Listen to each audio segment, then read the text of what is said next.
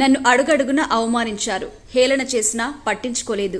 కానీ తిరుమల శ్రీ వెంకటేశ్వర స్వామిని అవహేళన చేస్తే మాత్రం ఊరుకుంటానా అని జనసేన అధ్యక్షుడు AP deputy CM Pawan Kalyan అన్నారు. ఇది సినిమాలకు రాజకీయాలకు సమయం కాదన్నారు. సనాతన ధర్మాన్ని కాపాడుకుంటే ఆ ధర్మమే అందరినీ రక్షిస్తుంది అన్నారు.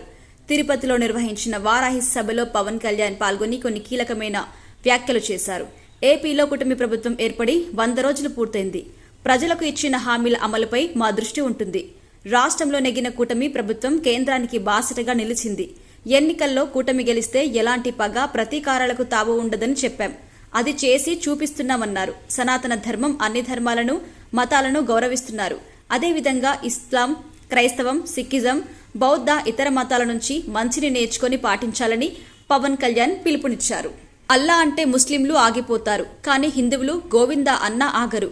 ఇది దేవుడి సభ. ఇక్కడ జేజేలు కొట్టడం, ఈలలు వేయడం సరికాదు. తిరుమల శ్రీ వెంకటేశ్వర స్వామికి జరిగిన అవమానంపై ఒక భక్తుడిగా ప్రశ్నిస్తే అవహేళన చేస్తున్నారు. ప్రాయశ్చిత్త దీక్ష చేపడితే నవ్వారు. భిన్నత్వంలో ఏకత్వం చూపించేది సనాతన ధర్మం. కొందరిని భగవంతుడు 11 సీట్లకు పరిమితం చేసినా బుద్ధి రాలేదు. జంతువుల కొవ్వుతో తయారు చేసిన లడ్డూలను తిరుమల శ్రీవారి భక్తులకు ఇచ్చారు. ఇవే లడ్డూలను అయోధ్యలో రాముడు కొలువి తీరిన సమయంలో అక్కడికి సైతం పంపించి అపచారం చేశారు. అందుకే సనాతన ధర్మం పాటించే వారంతా ఏకం కావాలి అన్నారు. ఇక మన దేశంలో ఇతర మతాల వారు ఒక్కటిగా ఉంటారు, కానీ హిందువుల్లో అది కనిపించడం లేదు. భారతదేశం లౌకిక దేశం, లౌకిక రాజ్యం అంటారు, కానీ సనాతన ధర్మాన్ని కించపరిచి మాట్లాడుతూ లౌకికవాదం అని ప్రసంగాలు చేస్తారు కొందరు.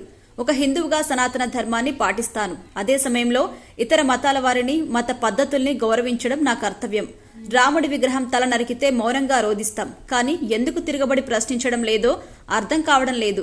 ఒక యువనేత సనాతన ధర్మాన్ని వైరస్ అంటాడు. అక్కడ రాముణ్ణి చెప్పుతో కొట్టాలంటూ దారుణమైన కామెంట్లు చేస్తారు. వీటిపై చర్యలు తీసుకోవాలంటే మనమంతా ఏకం కావాల్సిన సమయం ఆసన్నమైంది అన్నారు పవన్.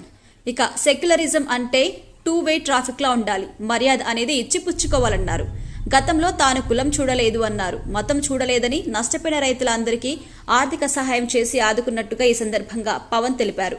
హిందువులపై, హిందూ దేవుళ్లపై చేసినట్టు ఇతర మతాలపై వారి దేవులను కించపరిచేలా వ్యాఖ్యలు చేయాలంటే వణికిపోతారు. ఎందుకంటే మనలో లేని ఐకమత్యం వారిలో ఉందని పవన్ కళ్యాణ్ కీలక వ్యాఖ్యలు చేశారు సభలో.